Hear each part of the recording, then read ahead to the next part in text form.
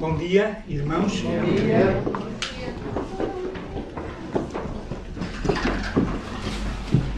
O apóstolo Paulo, na sua primeira carta aos Coríntios, no capítulo 13, versículo 13, diz que há três coisas que hão de perdurar: a fé, a esperança e o amor. E nesta manhã eu gostaria de refletir acerca desta fé de que a Bíblia tanto fala e sem a qual é impossível agradar a Deus.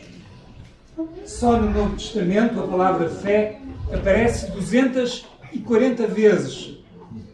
Realmente eu não contei, mas a fonte onde obtive esta informação era credível.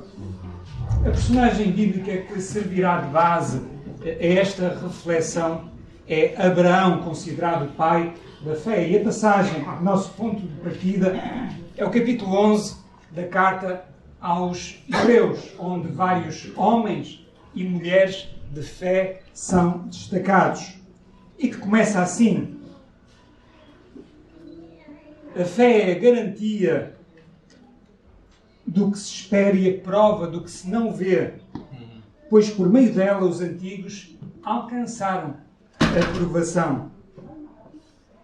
Pela fé entendemos que o universo foi criado pela palavra de Deus, de modo que o visível não foi feito do que se vê. E no versículo 6, sem fé é impossível agradar a Deus, pois é necessário que quem se aproxima de Deus creia que Ele existe e recompensa os que o buscam. Pela fé, Abraão obedeceu quando foi chamado, partindo para um lugar que receberia por herança, e partiu sem saber para onde ia. Pela fé, peregrinou na terra da promessa como se fosse terra estrangeira, habitando em tendas com Isaque e Jacó, e herdeiros com ele da mesma promessa. Porque ele esperava a cidade que tem fundamentos, da qual Deus é o arquiteto e construtor. Pela fé, até a própria Sara, que era estéril e de idade avançada, recebeu o poder de conceber um filho, pois considerou fiel aquele que lhe havia feito a promessa. Portanto, também de um homem já sem vigor físico, Abraão, nasceu uma descendência tão numerosa quanto as estrelas do céu, incontável como a areia na praia do mar. Todos esses morreram mantendo a fé, sem ter recebido as promessas, mas tendo-as visto e acolhendo-as de longe, declararam ser estrangeiros e peregrinos na terra. Que o Senhor abençoe a sua palavra nesta manhã. O que é a fé? A palavra fé pode significar a crença religiosa de uma pessoa. Temos os judeus, os muçulmanos, os cristãos, ou aquilo em que alguém acredita, mesmo que seja ateu. Mas o sentido que nos interessa da palavra fé significa a crença absoluta na existência ou veracidade de certo facto, ou a confiança absoluta em algo ou alguém. E o sentido bíblico da palavra fé, pistis no grego, é confiança absoluta em Deus. Está relacionado com a palavra crer, que significa acreditar, mas também agir e receber. E esta palavra crer no grego é pisteo, idêntica à palavra fé.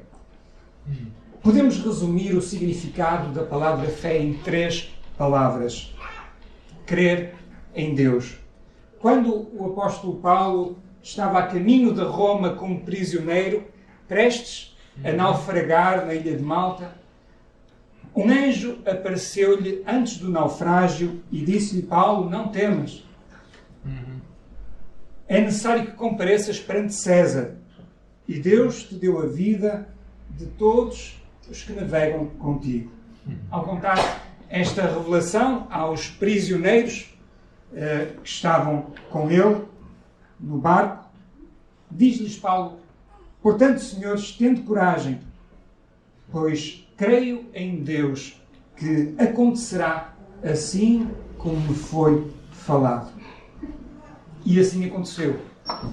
Mas, enquanto estavam ainda no barco, prestes a naufragar com pavor de morrerem, Paulo tinha confiança absoluta nas palavras de Deus transmitidas através do anjo de que nenhuma vida se perderia.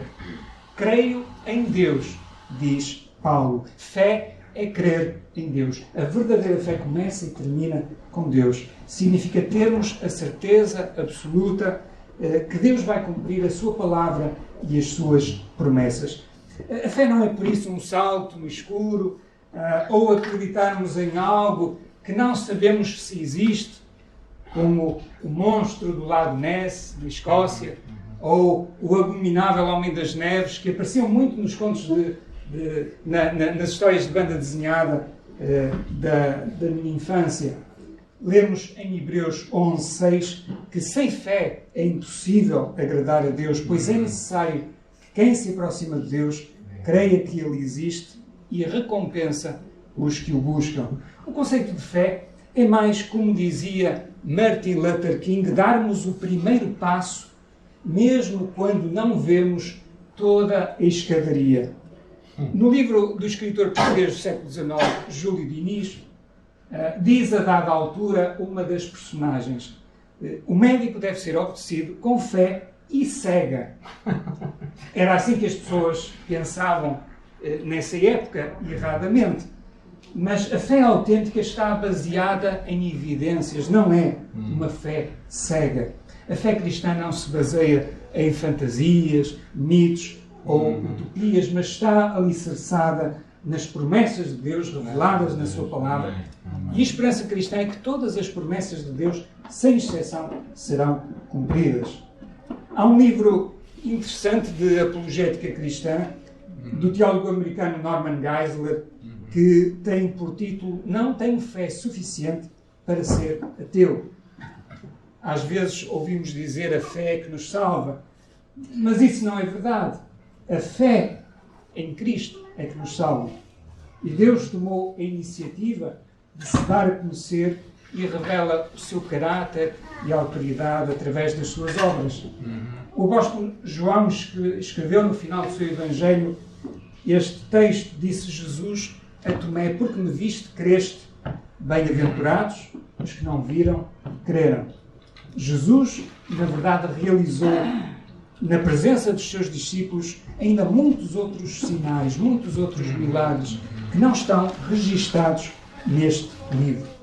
Estes, como a ressurreição de Lázaro ou a cura de um cego de nascença, foram registados para que possais crer que Jesus é o Cristo, o Filho de Deus, e para que, crendo, tenhais vida em seu nome. Amém. E Jesus, como diz o autor da carta aos Hebreus, no capítulo 13, versículo 8, é o mesmo ontem, hoje e eternamente. Jesus continua presente e ativo neste mundo através a operar milagres e a transformar vidas através do Espírito Santo, levando-nos da escravidão do pecado e da morte para uma nova vida eterna que permanece após a morte física. Deus não muda e podemos, por isso, realizar os mesmos atos de fé que os homens e mulheres mencionados no capítulo 11 da carta aos Hebreus, dos quais o autor desse livro destaca a vida de Abraão. Abraão, não sendo perfeito, é um magnífico exemplo de fé e de confiança no Senhor e considerado pelos judeus como o pai da fé.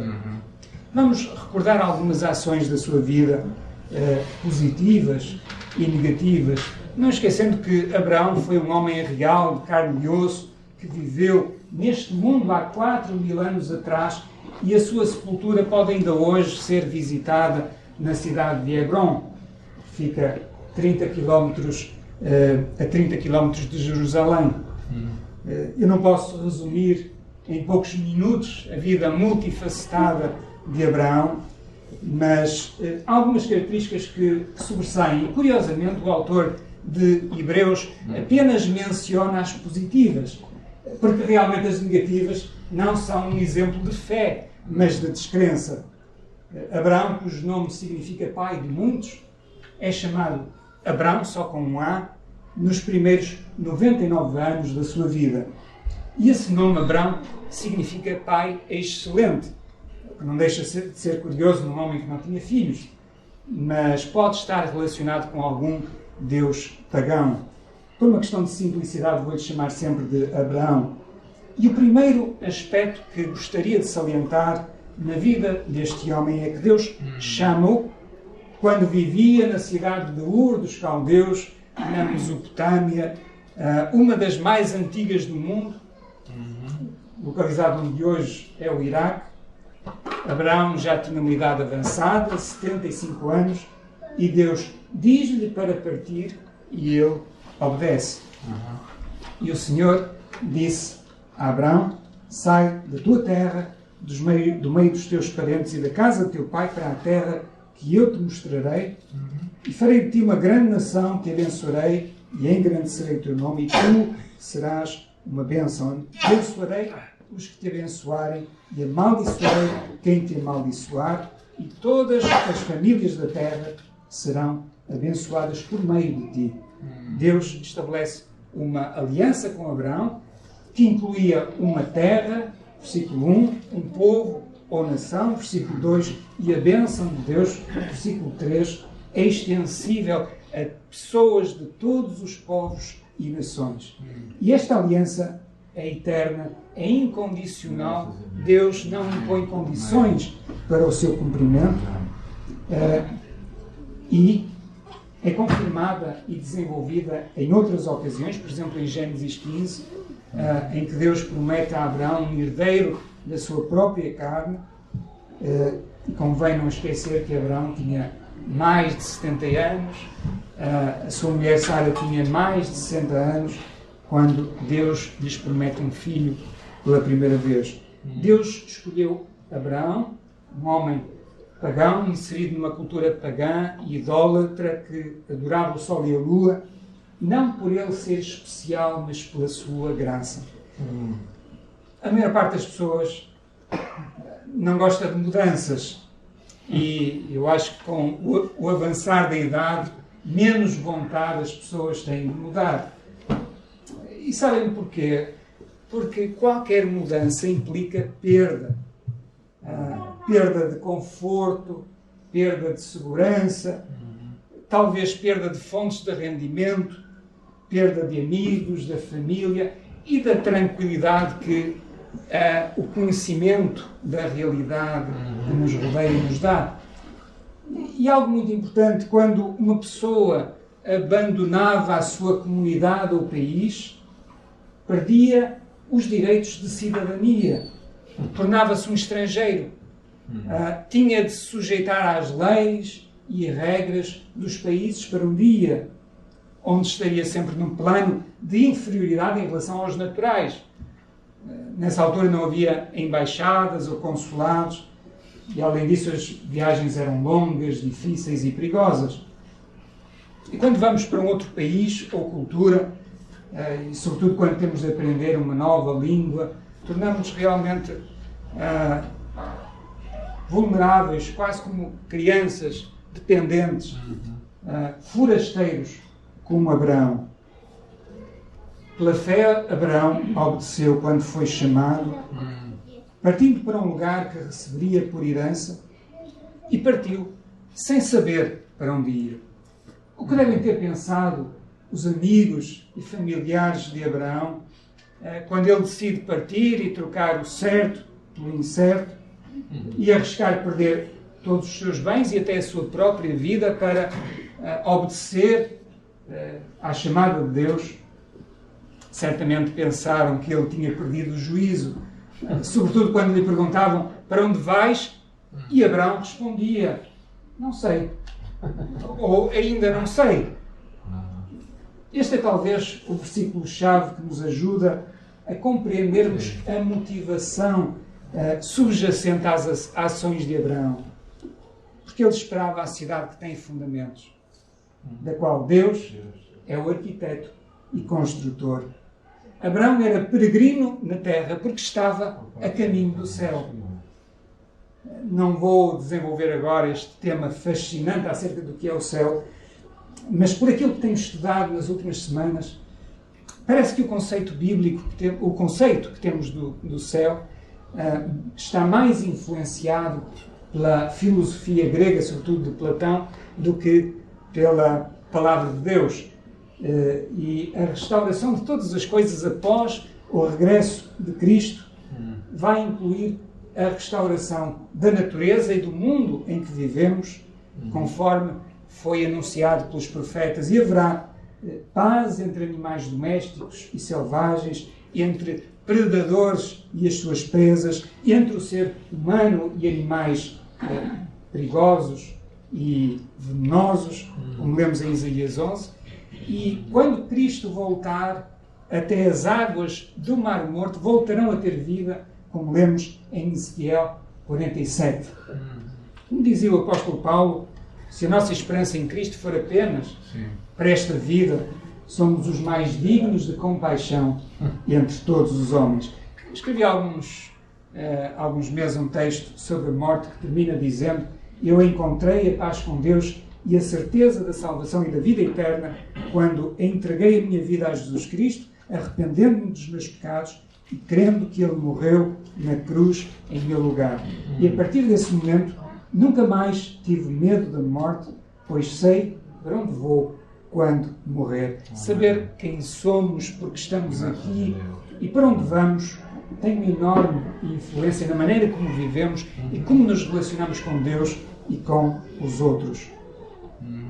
Abraão partiu da sua terra, obedeceu à chamada de Deus, mas não era perfeito. Não era um santo com uma vida irrepreensível. E graças a Deus, porque ele não era perfeito e porque os seus atos insensatos também estão registados, porque isso significa que há esperança também para nós.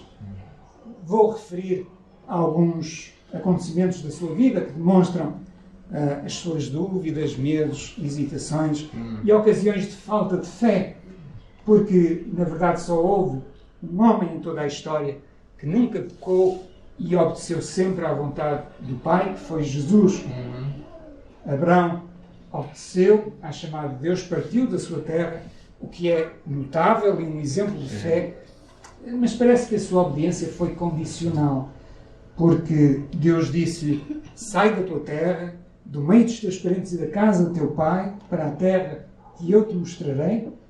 E Abraão parte com a sua esposa Sara, mas também com o seu pai Tera, certamente a sua mãe já teria falecido, e ainda com o seu sobrinho Ló, que lhe iria causar muitas dores de cabeça.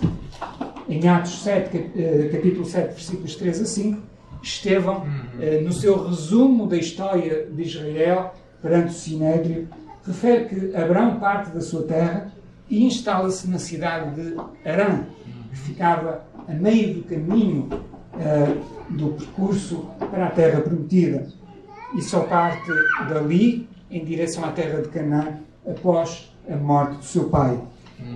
A obediência de Abraão parece que foi parcial, mas apesar de tudo ele partiu e obedeceu, e Deus agradou-se da sua obediência. Abraão chega finalmente à terra prometida, mas não encontrou o paraíso.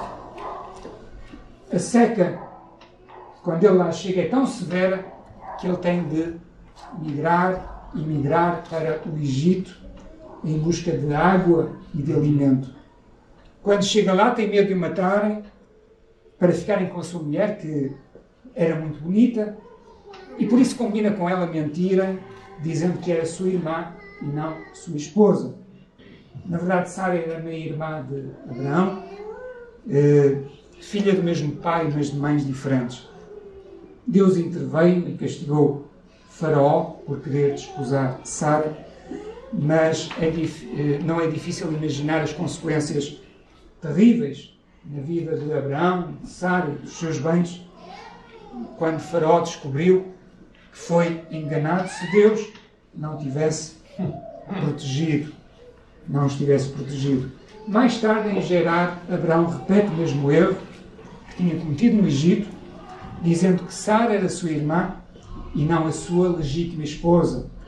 Abimeleque, rei de Gerar, também a pretendeu desposar, que certamente teria acontecido se Deus não tivesse novamente saído em defesa de Abraão. Abraão mentiu ou disse uma meia-verdade. Uma meia-verdade é uma afirmação que omite parte dos factos ou informações com o objetivo de enganar alguém. Os políticos são peritos em dizerem meias verdades e muitas vezes mentem com todos os dentes. Como escreveu a poetisa portuguesa Sofia de Melo Breiner, meia verdade é como habitar meio quarto, ganhar meio salário, como só ter direito a metade da vida. Há um outro acontecimento que é uma nódoa na vida de Abraão, que tem a ver com a sua precipitação. Deus escolheu Abraão quando ele tinha 75 anos, a sua esposa Sara era estéril, além de já estar na menopausa, e promete-lhe que teria uma descendência tão numerosa quanto as estrelas do céu e incontável como as areias na praia do mar, como lemos em Hebreus, capítulo 11, versículo 12. Mas os anos foram passando, Abraão e Sara iam envelhecendo e continuavam sem filhos. E foi então que Sara teve a ideia luminosa de, seguindo o costume da região, quando as mulheres não tinham filhos, que era uma escrava gerar filhos, gerar um filho aos seus donos, que seria o filho adotivo, Abraão, sem consultar a Deus, aceitou a proposta da sua mulher de ter um filho com a escrava egípcia Agar e Ismael nasceu. Mas Deus não estava nesse negócio, como dizem os meus amigos brasileiros. Deus não estava nesse esquema que tinha por finalidade dar uma ajuda na concretização dos planos de Deus. Eles queriam dar o seu contributo para a concretização das promessas de Deus de um herdeiro. Deus realmente não precisa da nossa ajuda. Foi uma precipitação que veio a ter consequências negativas. Isaac, que nasceu uns anos mais tarde, seria o verdadeiro filho da promessa, enquanto que Ismael seria o filho da pressa. E esta precipitação e falta de fé de Abraão veio a originar conflitos entre as duas mulheres, com a gravidez de Agar e entre os seus descendentes, que continua até aos dias de hoje. Já falei de alguns defeitos na vida de Abraão. Vou agora mencionar algumas virtudes, para além da sua fé e da obediência à chamada de Deus. Abraão era um homem de oração. Realmente a oração e a fé estão interligados, porque quem não tem fé não ora, ou apenas o faz em momentos de crise. Abraão era um homem que buscava a Deus em oração, e vemos isso quando intercede a favor do seu sobrinho Ló, quando ele estava em Sodoma, e ora a Deus para que Deus não destrua a cidade de Sodoma se lá viverem alguns justos, alguns crentes, de modo a que o seu sobrinho e a sua família pudessem sobreviver. Encontramos também no livro de Gênesis várias ocasiões em que Abraão edifica um altar em honra do Senhor, em sinal de louvor e adoração a Deus. A sua generosidade manifesta-se em várias alturas, por exemplo, quando propõe ao seu sobrinho Ló que se separem e deixam escolher livremente qual a direção que ele pretendia seguir. Também vemos a sua generosidade quando é abençoado por Melquisedeque, rei de Salém e sacerdote de Deus Altíssimo, e Abraão entrega-lhe o dízimo de tudo, e também é generoso para com o rei de Sodoma quando não pretende ficar com os despojos da batalha que venceu e aos quais tinha direito. A sua coragem revela-se em primeiro lugar quando abandona a sua terra para obedecer à chamada de Deus, e também quando luta contra reis inimigos que tinham capturado o seu sobrinho Ló e acaba por vencê-los. No capítulo 18 de Gênesis, vemos também como demonstra uma hospitalidade inexcedível para com 3 visitantes desconhecidos, que se veio a revelar serem seres celestiais. E em Gênesis 17 vemos como Abraão obedece prontamente a Deus, no mesmo dia, à ordem do Senhor de circuncidar todas as pessoas do sexo masculino, incluindo ele próprio, como sinal da aliança de Deus, e também circuncida o seu filho, Isaque, logo após o seu nascimento, como Deus ordenara. Se eu tivesse de escolher um versículo que resumisse a vida de Abraão e que lhe poderia servir de epitáfio no seu túmulo, seria este: Abraão creu no Senhor e isso lhe foi imputado para justiça. Abraão, apesar dos seus erros, da sua obediência condicional, das meias verdades e da sua precipitação, no caso de Ismael, era acima de tudo um homem de fé. E pela fé até a própria Sara, que era estéril e de idade avançada, recebeu o poder de conceber um filho, pois considerou fiel aquele que lhe havia feito a promessa. Portanto, também nós, como lemos no capítulo seguinte de Hebreus, rodeados de tão grande nuvem de testemunhas, depois de eliminar tudo que nos impede de prosseguir e o pecado que nos assedia, corramos com perseverança a corrida que nos está proposta. De que modo podemos exercitar a nossa fé seguindo o exemplo de vida de Abraão? Creio que há 3 coisas que nos ajudarão nesta jornada de fé. E a primeira poderá ser obedecermos à chamada de Deus. Se, tal como Abraão, escolhermos obedecer àquilo que Deus nos chama a fazer, mesmo podendo parecer impossível ou irrealista, seremos grandemente abençoados. A decisão está nas nossas mãos. Amém. É claro que haverá oposição e talvez até sofrimento e perseguição, mas nada poderá retirar a alegria e satisfação de estarmos a cumprir a vontade de Deus. Abraão é um exemplo de fé e talvez um dos mais extraordinários. Tenha sido ele estar disposto a sacrificar o seu próprio filho Isaque, a quem muito amava, em obediência ao pedido de Deus. Mas a jornada de fé de Abraão tinha começado muitos anos antes, em Ur dos Caldeus, quando decidiu partir em obediência à chamada de Deus, sem saber para onde ia. Obedece à chamada de Deus. E a segunda coisa que podemos fazer é dar um passo de fé. Sairmos da nossa zona de conforto e fazermos algo que sabemos que agrada a Deus. Por exemplo, separarmos um tempo diariamente para lermos, estudarmos a Palavra de Deus, termos um tempo regular de adoração e louvor. Pode ser fazermos uma disciplina de um curso de teologia. Há muitas oportunidades de cursos online, de grande qualidade, em português e inglês, e alguns até são gratuitos. Podemos também convidar um amigo, um familiar, um colega descrente para alguma atividade da igreja.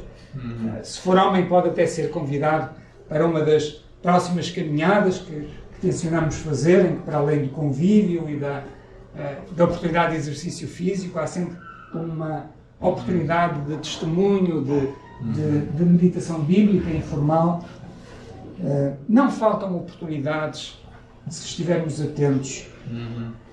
O Desafio Jovem, que começou nos Estados Unidos no início dos anos 60, entre jovens toxicodependentes e membros de gangues violentos na cidade de Nova Iorque, e que atualmente está presente em 125 países, começou porque um jovem pregador de 28 anos da Assembleia de Deus, chamado David Wilkerson, separou um tempo todas as noites para estar com Deus.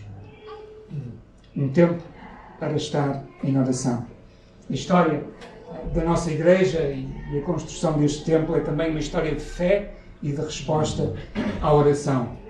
Há um provérbio que diz: uma viagem de 1000 léguas começa por um passo. Por isso, toma a iniciativa e dá um passo de fé. E a terceira coisa que podemos fazer é vivermos na dependência de Deus como Abraão, esperando o cumprimento das suas promessas e certos de que, se fizermos a nossa parte, Deus não deixará de responder. Podes ter a certeza que Deus vai responder se estiveres disposto a obedecer e a pagar o preço dessa obediência. O jovem rico, apesar de ter muitos bens materiais, partiu do encontro de Jesus com as mãos vazias, porque realmente quem conhece a Jesus e o segue tem tudo, e quem não conhece a Jesus não tem nada. Uma oração que Deus aprecia é pedir que Ele te mostre algo impossível que Ele quer que tu faças. Como nos lembra Lucas, nada é impossível para Deus. Devemos viver na expectativa do que Deus vai fazer na nossa vida, na nossa família, no nosso trabalho, na nossa igreja, na nossa cidade, no nosso país, no mundo. E termino com uma pergunta.